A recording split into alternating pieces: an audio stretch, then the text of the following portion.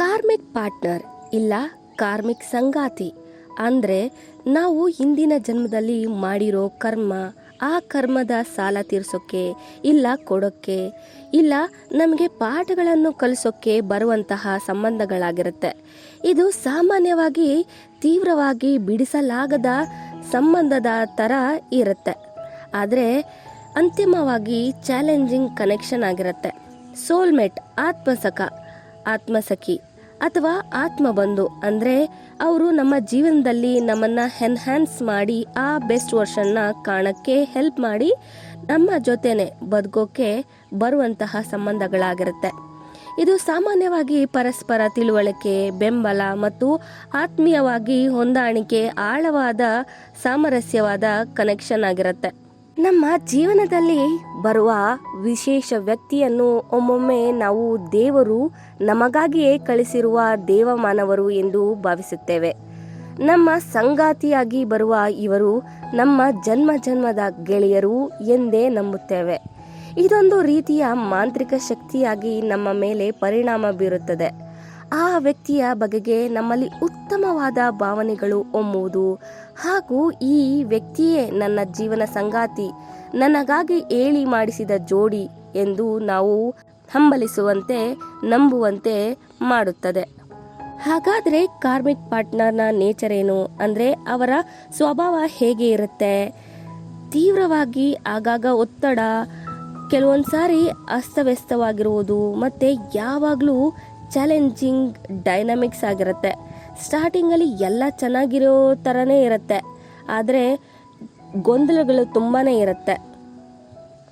ಈ karmic ಪಾರ್ಟ್ನರ್ನ purpose ಏನು ಅಂದರೆ ಉದ್ದೇಶ. ಈ ಸಂಬಂಧದ ಉದ್ದೇಶ ವೈಯಕ್ತಿಕ ಮತ್ತು ಆಧ್ಯಾತ್ಮಿಕ ಬೆಳವಣಿಗೆಗೆ ಅವಕಾಶವಾಗಿರುತ್ತೆ ಎಂದು ನಂಬಲಾಗುತ್ತದೆ. ಅದಕ್ಕೆ ನೀವು ಎಷ್ಟೊಂದು ಸಾರಿ ಕೇಳಿರ್ತೀರ ಇಲ್ಲ ನೋಡಿರ್ತೀರ, ಬ್ರೇಕಪ್ ಆಯಿತು ಇಲ್ಲ ಹುಡುಗಿ ಬಿಟ್ಟೋದ್ಲು ಅಂದರೆ ಆ ಹುಡುಗ ತನ್ನ ಮೇಲೆ ತಾನು ವರ್ಕೌಟ್ ಮಾಡಿ ಹಾರ್ಡ್ ವರ್ಕ್ ಮಾಡಿ ಶ್ರೀಮಂತರಾಗಿರ್ತಾರೆ, ಇಲ್ಲ ಆಧ್ಯಾತ್ಮಿಕವಾಗಿ ದೇವದಾಸ್ಗಳಾಗ್ಬಿಡ್ತಾರೆ ಅಲ್ವಾ? ಲಕ್ಷಣಗಳೇನು? ಅವರು ಆರಂಭದಲ್ಲಿ ಬಲವಾದ ಆಕರ್ಷಣೆಯನ್ನು ಒಳಗೊಂಡಿರಬಹುದು, ಜೊತೆಗೆ ಪುನರಾವರ್ತಿತ ಘರ್ಷಣೆಗಳು, ಭಾವನಾತ್ಮಕ ಅಸ್ಥಿರತೆ ಮತ್ತು ಹಿಂದೆ ಭೇಟಿಯಾದ ಭಾವನೆಯನ್ನು ಸಹ ಒಳಗೊಂಡಿರಬಹುದು.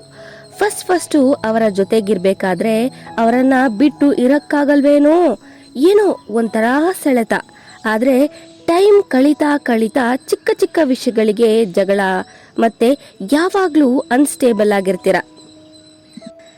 ನಾನು ಮಾಡ್ತಿರೋದು ಸರಿನೋ ತಪ್ಪೋ ಅಂತ ಸೆಲ್ಫ್ ಡೌಟ್ಸ್ ಬರ್ತಾ ಇರತ್ತೆ. ಆದ್ರೂ ಯಾಕೋ ಗೊತ್ತಿಲ್ಲ ಅವರನ್ನು ಇಂದಿನ ಜನ್ಮದಲ್ಲಿ ಭೇಟಿಯಾಗಿರೋ ಥರ ಏನೋ ಒಂಥರ ಭೇಟಿಯಾಗಿರೋ ಕನೆಕ್ಷನ್ಸ್ ಇರುತ್ತೆ. ಡ್ಯೂರೇಷನ್ಸ್. ಕಾರ್ಮಿಕ ಸಂಬಂಧಗಳು ಸಾಮಾನ್ಯವಾಗಿ ದೀರ್ಘಕಾಲ ಉಳಿಯಲು ಉದ್ದೇಶಿಸಿಲ್ಲ, ಯಾಕಂದರೆ ಅವರುಗಳ ಪ್ರಾಥಮಿಕ ಕಾರ್ಯವೆಂದರೆ ಕಲಿಕೆ ಮತ್ತು ಬೆಳವಣಿಗೆಯನ್ನು ಸುಗಮಗೊಳಿಸುವುದು, ಅಗತ್ಯವಾಗಿ ಜೀವನ ಪರ್ಯಂತ ಪಾಲುದಾರಿಕೆಯಲ್ಲ. ಈಗ ನೋಡ್ತಾ ಇರ್ತೀರಾ ನೀವು, ಸಂಬಂಧಗಳು ಒಡೆದು ಹೋಗೋದು ಇಲ್ಲ ಬಿಟ್ಟು ಹೋಗೋದು ತುಂಬಾನೇ ಜಾಸ್ತಿ ಆಗಿದೆ. ಯಾಕಂದ್ರೆ ಅವರು ಬರೋದು ಪಾಠ ಕಲಿಸೋಕೆ, ಆ ಪಾಠ ಕಲಿಯೋಕೆ ನೀವು ದಿನಗಳು ತಗೊಳ್ತೀರಾ ಇಲ್ಲ ತಿಂಗಳುಗಳು ತಗೊಳ್ತೀರಾ ಇಲ್ಲ ವರ್ಷಗಳೇ ತಗೊಳ್ತೀರಾ. ನೀವು ಕಲಿತ ಕೂಡಲೇ ಗೊತ್ತು ಗುರಿ ಇಲ್ಲದೆ ನಿಮ್ಮನ್ನ ಖಂಡಿತವಾಗ್ಲೂ ಬಿಟ್ಟು ಹೋಗ್ತಾರೆ. ನಿಮ್ಮ ಜೊತೆ ಲೈಫ್ ಲಾಂಗ್ ಅಂತೂ ಬದುಕೋಕೆ ಬಂದಿರೋಲ್ಲ.